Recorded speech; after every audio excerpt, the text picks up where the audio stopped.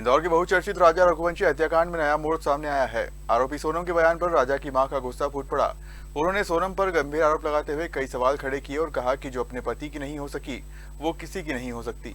राजा रघुवंशी की मां ने सोनम से सीधा सवाल करते हुए कहा कि मेरे बेटे की हत्या क्यों की, इसका जवाब दिया जाना चाहिए।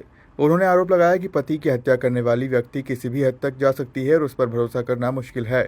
उन्होंने ये भी सवाल उठाया कि सोनम कैसे कोर्ट के निर्देशों का पालन करेगी जब उसने अपने पति को दिए 7 वचन भी नहीं निभाए। परिवार ने मामले में निष्पक्ष जांच की मांग की है।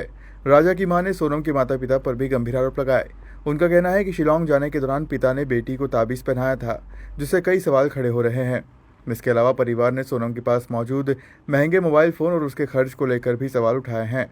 उनका कहना है कि उसका पूरा खर्च माता पिता ही उठा रहे हैं, जिससे मामले में कई संदेह और गहरे हो रहे हैं। मेरे मन में यही सवाल चलता है कि जब वो कोर्ट का पालन कर रही है तो उसने पति का पालन क्यों नहीं करा।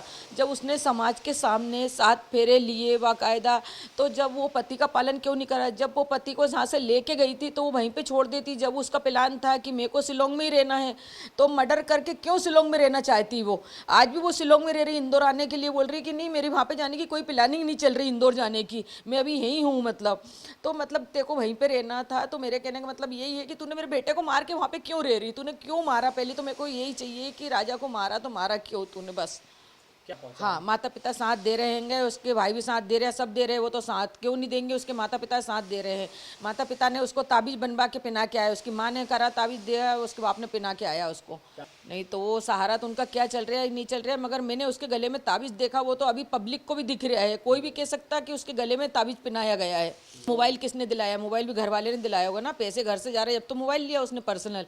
वीडियो कॉलिंग पे बात हो रही उसकी माँ से रोज उसकी। झूठ बोल रही सोनम तो झूठी है ही गई। झूठ क्या बोल रही, वो तो साफ साफ दिख रहा है सोनम झूठी है गई। क्योंकि सोनम झूठ नहीं बोलती तो फिर इतना बड़ा प्लानिंग नहीं बनाती। क्योंकि सोनम ने तो हर जगह झूठ बोल बोल के आगे बढ़ी हो, और आज भी झूठ बोल रही है। और कोर्ट कैसे विश्वास करेगा उसके झूठ पे। जब वो पति के साथ नहीं दे पाई तो वो कोर्ट का क्या साथ देगी। जब एक माँ से उसने उसका बेटा छीन लिया, मेरे बेटे का क्या कसूर था। आज मेरे को 28 साल का बेटा करने में कितना वो लगेगा समय, मैंने कैसा बड़ा करा था कैसा नहीं करा था मैं ही जानती हूँ मेरे बच्चे को। हाँ देखो, सीबीआई जांच की तो हम सुबह से शुरू से ही बोल रहे हैं कि हमको सीबीआई जांच चाहिए। अगर हमारी सुनवाई हो जाती शुरू में ही, तो जैसे टीसा के साथ हुआ वैसा हमारे साथ तुरंत ही पकड़ा जाते हैं। जो भी उसके साथ जो भी जुड़े थे वो भी हुआ था, सब हमारे सामने आ जाता। मगर हमारी अभी तक सीबीआई जांच नहीं हुई, हमारे बच्चे को न्याय नहीं मिला। और वो बाकायदा है ना ऐसे घूम रही है जैसे कोई हीरोइन बन के आई है।